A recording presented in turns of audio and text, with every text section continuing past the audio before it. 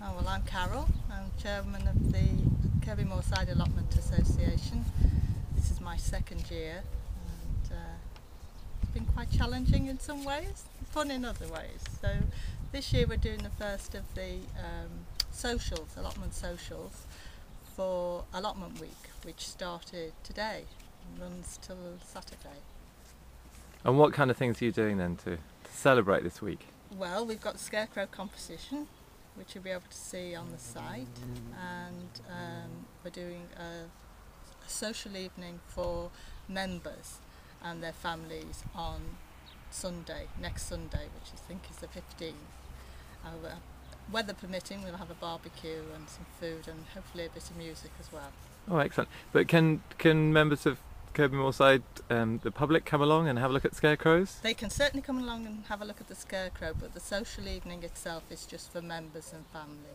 Great. So how are things going up here at the allotments? Got lots of plots available, or is it? Well, the last 2 years we've had a waiting list of about 15, so unfortunately people are having to wait quite a long time now, at least a year if not 2, whereas when I got mine 4 years ago now, there were lots of vacant plots. So things have changed quite quickly over the last couple of years. Seems people are very keen now on having a plot and growing their own. So it's all the plots are taken and very vibrant. People seem to be enjoying working up here. And how many plots have you got altogether up here? I think it's 51, but don't hold me to that. It's something like that, yeah. Some people have more than one plot, so the original members, when we were struggling for members, took more than one plot just to keep them up to scratch, really. So a few have got more than one plot, but most people have the one. And half the traditional size of the National Allotment Society plots. Oh, are they? So right. they're quite easy to manage and yet grow quite a wide range of fruit and veg and flowers. So it's flowers as well. I mean, we'll have a look at your plot in a second, Yeah. which is just absolutely gorgeous. So it's not just vegetables that people... No, I mean, we're not overly strict with what people can grow. They can grow most things, fruit, flowers, veg.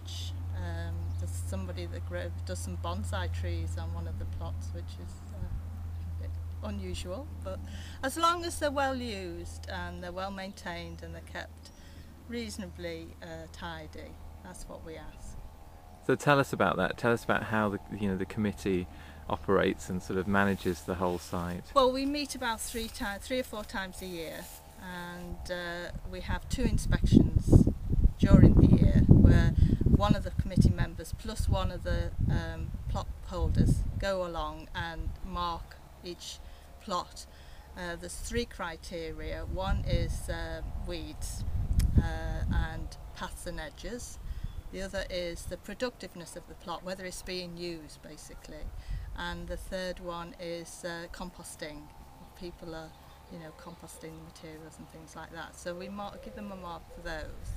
And then it's just a way of keeping up the standards, really, so that everybody knows, to what standard we'd like the plots being kept.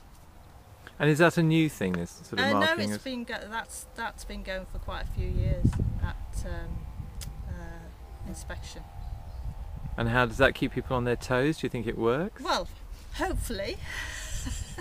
We do have to send some letters out now and again just to chivvy some people along. And unfortunately there have been 1 or 2 plots where people haven't used them.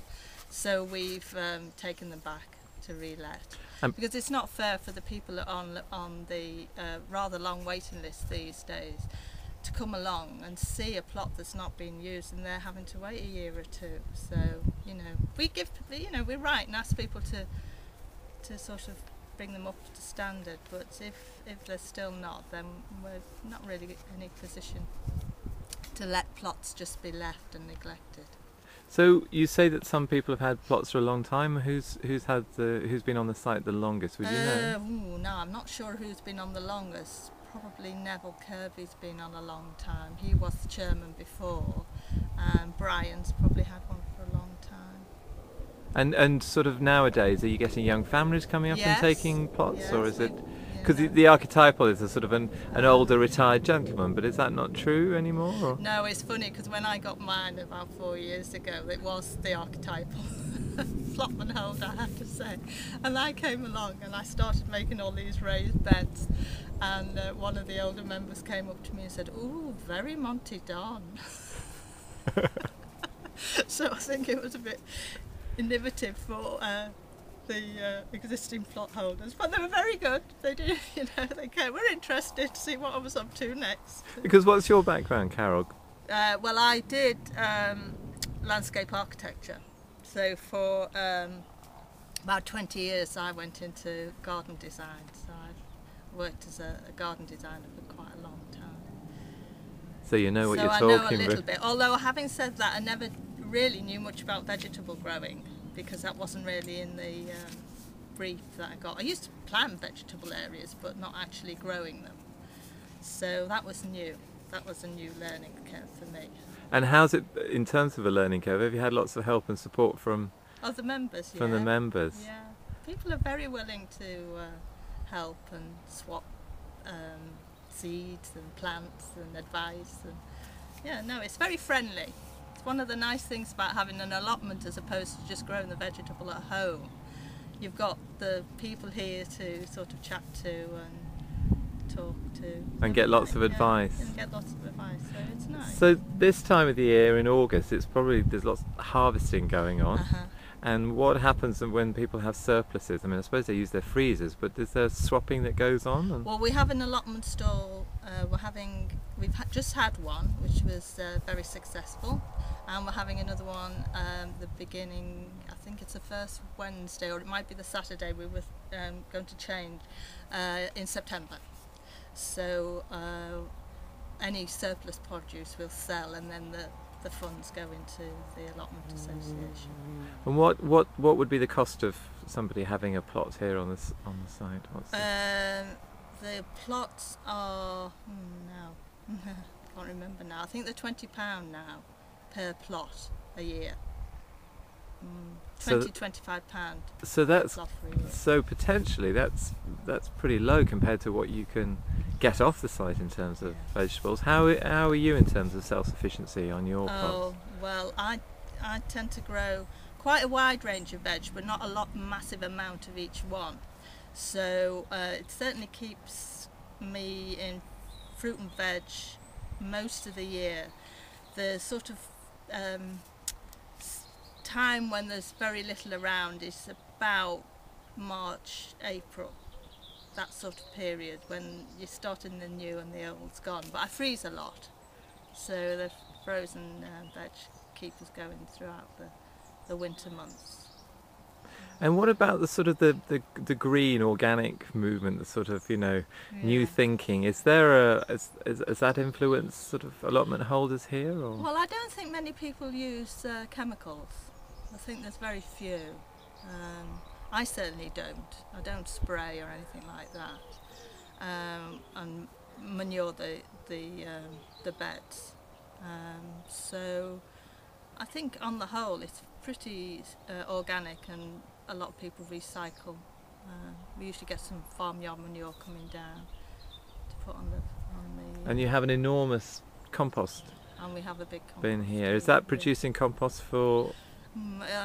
It's not very successful because for a really successful compost you need to turn it, and we don't really have any area, although we were thinking about how we might be able to do something better for next year, but we need a concrete or some sort of base to put it on, and then we can turn it. But that's something we might be thinking about, which is one of the reasons why we encourage people to compost their own. I've got 2 compost bins, so I fill one and then turn it into the other one, and then I can use that the next year. So that's the best way to do it, really. Right.